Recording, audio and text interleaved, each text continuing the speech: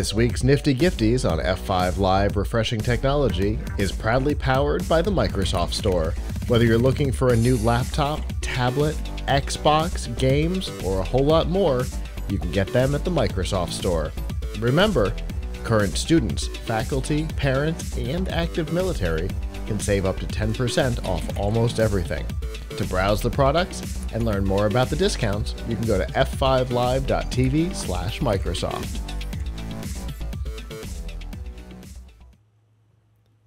Over the last 6 months or so, we've had a lot of conversations about the future of Amazon's plans for their digital assistant. I won't say her name for fear of triggering one in your home, not in Avram's home, but somebody else's perhaps.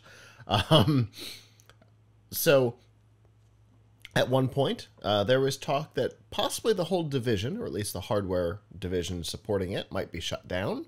There were massive layoffs across Amazon hardware, and the Echo division, we'll go with that, was affected. So we didn't know what the future might hold. Then something weird happened.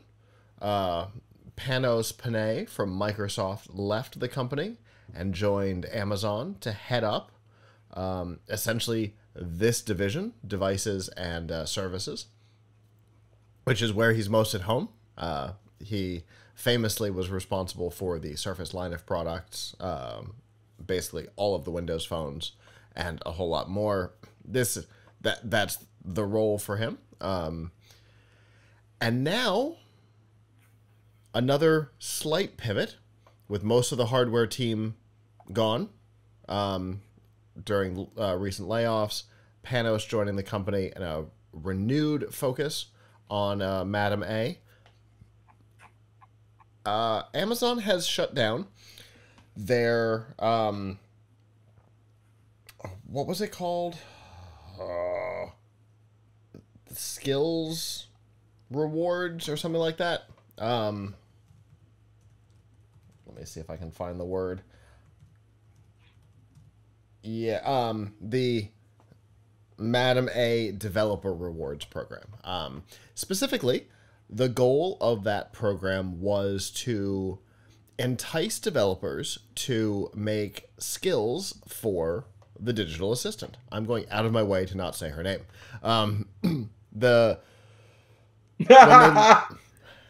When they launched the platform, they saw it as a development platform. They saw it as Windows or Android or being in that space, but something that you could trigger with your voice. And that third-party developers would want to build all kinds of interesting services for the platform. And while some of that has happened, for example, I can ask my Echo Show to turn on the security cameras all over the house, inside and outside, to give me live views. I can ask one of the speakers to turn on my Xbox, pause video, things like that. The number of skills that have been developed was not what Amazon had hoped. I think they had hoped that companies like, Publix and Winn-Dixie would allow you to create your shopping carts via your voice, that you'd be able to, get train information, and in reality, what you've got is a bunch of free skills or integrated skills. Things like the direct integrated skill for the security camera, or silly free things like, I don't know, trivia games that, have little value, except for, time wasters maybe while you're waiting for an egg to boil, right? That wasn't their goal, and as such, they are shutting down the rewards program. The rewards program was primarily giving free AWS credits to people who were developing skills for the speakers. And so now they are essentially disincentivizing new development and even active products, because if all of a sudden developers have to pay for AWS services behind the scenes to keep their free trivia game, or, you know, barking dog sounds, which is an actual skill on there. You can ask it to bark as basically any breed. Why? I don't know. But I can't imagine that the bandwidth required to do something like that on AWS is going to be worth the $0 that is being charged for it. So some of the skills that exist now will probably disappear. Probably no new skills will be developed, and that might be what they're going for. There's a Madam A Plus subscription service that has been rumored. There's been an AI kind of rewrite behind the scenes that has been rumored. Those things might go together, similar to, you know, Windows Copilot and Windows Copilot Pro, or whatever they call it. So I don't know. I don't know exactly what they're up to, but it seems that maybe they've leaned into the idea that most people ask for the time and weather, and that's what the average consumer does with these speakers. What do you think, Abram? So what I would love to find out is, what have people done in terms of market research to find out how people want their assistant, how they want to interact with an assistant, and what they want the assistant to do. This really cuts across not just the voice assistants that we have from Amazon and Google and Apple with Siri, but also Copilot and ChatGPT. Those are also assistants, and I'm sure that somebody in the business would like to kind of unite those two sets of assistants, so that you didn't go to ChatGPT for one thing and Siri for another thing and Alexa for another thing, right? Yeah. But the question is, what do people want to do by voice? What do people want to do on their phone? What do people want to do on their computer? And how do they want to do it? Like, I don't know how many, like, first of all, I want to say that one article I did recently was about how generative AI is very often, maybe always, a solution in search of a problem. Not, I mean, people are having fun with it, they're whatever, making stuff, but before it came out, was anybody asking, like, oh, I can't wait to be able to give a prompt and have it create a silly picture for me? I can't wait to be able to give a prompt and have it do my homework for me, or possibly with mistakes, right? Like, I can't wait to have it, you know, give me an answer here in Google instead of sending me to a reputable website. Like that, I think that a lot of what is going on is companies made these things, and then they're like, how do we get people to use them? Yeah. Instead of looking at, okay, well, how does this actually help our consumers? What is it that it helps them do that was missing in their life before? So one thing I think that they found with Alexa and with Madam A and Madam G is that very often people don't want to use them for shopping for the most part. Yeah. Right? They don't, which is what I think their creators had envisioned. They wanted it to encourage more purchases. But Amazon, in fact, I don't think specifically people feel comfortable. That was a big goal for Amazon. I don't think they had hoped that people would add things to their cart and make purchases all with their voice. If you go back to the early days, they had the buttons and all kinds of stuff that were all part of that ecosystem. Most of it's been discontinued, save for the speakers. Right. Right, because I think what they have found probably is that people don't, and I can't blame people for this, don't trust it. They're probably like, hey, look, if I'm going to buy something, I don't want to just tell a voice assistant to spend my money for me, right? Like, I want to look at a screen and confirm what I ordered and make sure it's the right thing and see exactly how much I'm being charged and all that stuff. So I can see that people probably don't trust the convenience of it, Yeah. right? Especially because sometimes with all kinds of things with these assistants, they're very far from perfect. You ask for one thing, you get another thing. Mm-hmm. You it comes on, you talking to someone in your house and it comes on for no apparent reason, or it thinks you said its name.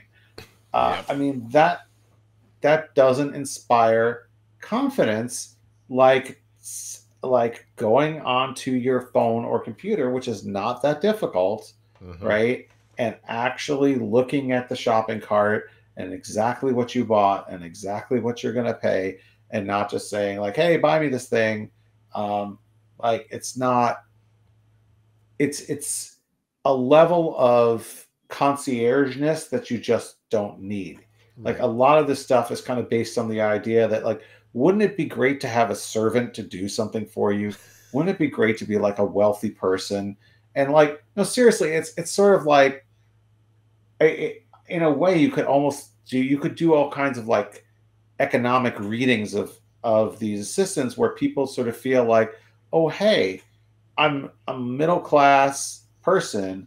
There's no way I can afford a personal shopper or a butler or or to Mm-hmm. have people, right, an assistant. But gosh darn it, I can talk to this $50 speaker, and I can feel like I am sort of getting the experience of having people who work for me to do Right. household chores. But the reality is it once you get past the I don't know the the surprise of that, oh look, I can tell this thing what to do, it's really not that useful, except for a very few things where it's like, okay, I want to ask it to turn off the lights and I don't have to go touch the light switch. Right. Like that's useful, Mm-hmm. right?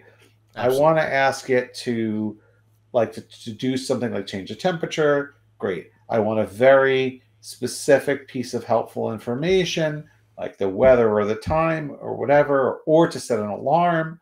Right. Like those are all fantastic, simple use cases, good to use your voice, uh, pretty straightforward. But I think there's a limitation of the voice interface, a Yeah. period of the speaker interface. So then the question is, do you want to be talking to your computer when you're on your computer, or you just want to be typing things in? Right. What we really haven't seen, I mean, can you use Copilot with your voice? I think you can, but I don't see a lot of people, using it as a voice response assistant. So, is that something people want to do with their voice? If they're, obviously, if you have physical reasons that you can't type, then you certainly would want that. Sure. Sure. But for people who And are able to operate a keyboard, in Moment 5, which just came out this week, right? Copilot added all kinds of accessibility things to it. Things that it can control on the computer via either text or voice, for that purpose. For because Microsoft has a big focus on accessibility these days, right? With the game controller, and they've got all kinds of new hardware accessories and stuff, which I think is awesome. I'm really glad they're doing it. And they've built that into Copilot, but again, that's a pretty narrow use case. It's a great one, but yeah, pretty narrow. yeah. It's also like a lot of the things that Copilot does, they have to, for security reasons, have you click something. So it sort of takes away the whole benefit, right? Like, you ask Yeah. it, I did a story about this a couple of weeks ago. You ask it to change you to dark mode, and it says, yes, click here if you want me to really change you to dark mode. So you could have just gone to the like an amount of time you took to ask it to do something for you. Like, would you open this website for me? Would you launch Notepad for me? Like, why bother? You could just do it. So it's not helpful. It's like using it in this concierge way for the purpose of it. And I don't think a lot of people want that. And on that example, just because it's an interesting example, so I typed in change to dark mode. It took 8 seconds. Now, granted, we're having internet problems right now, so who knows? But it took 8 seconds, and then once it put the dialog box up, it started to type below it. So the buttons kept moving. And so best case scenario, it's Windows C to get that up, type the thing. Or I can just hit Windows and type in dark mode and enter, and I'm already here. Yeah, exactly. It legitimately took me less time to do this. Now, if there was no dialogue and I could say, hey, Cortana, I'm sorry, hey, Copilot, change to dark mode, and it just did it, okay. I mean, I understand they're trying to prevent the Bill Gates presentation from, what was it, Windows 2000, the not the Power Toys, but the previous thing of that. And somebody just shouted to format the second hard drive on the computer, and it did because there were no checks. Well, see, they have to have that. They have to have that because prompt injection, which we've talked about on the show, is a real thing, and so that's their way of protecting you against prompt injection or audio prompt injection, right? As well. But however it's getting injected, it's an injection, right? So yeah, that's their way of protecting against it, and I get that, but at the same time, that inherently makes it less useful, makes it slower. So yes, but that does bring my attention to, I don't know if you saw this week, there was a big viral thing by, I'm trying to remember the name of the guy. He was a former Windows developer who had a lot of complaints about Windows 11 being slow, and saying that like the start menu and specifically is slow, and when you go to start searching, it like, you know, you type something like, you'd start typing in the name of like Notepad, but it would lose the N, so you'd try to launch Otepad and it would go to like Bing or something. And he was talking about how when he was there, he'd never have allowed such a thing. Yeah, so, I remember that. I saw that going around. It's kind of interesting. Yeah, for sure. So, and, you know, so I think it might have been you guys that published a thing this week about 16 gigs of RAM, maybe, I don't know, and how Windows has become a bloated system hog, and that it's one of the many reasons why an 8 gig laptop, you know, I talk about it all the time, why an 8 gig laptop is a bad idea. And you know, there's all this stuff in the background that's happening that doesn't need to happen. And yeah, it causes things like key drops. I have a new laptop over here that I'm currently testing out to see if I want to switch to it. And I've never had key drops like on this computer, so I think there might be something wrong with the keyboard. But I can imagine, like, if that were a regular thing for somebody, because I almost threw this thing today, so.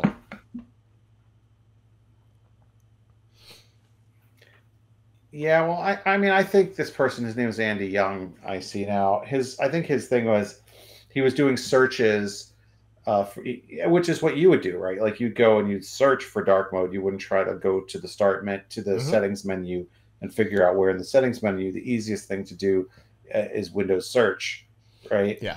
Which is precisely what I did. He was going to start. That was precisely what I did when I did my test a few minutes ago. Right.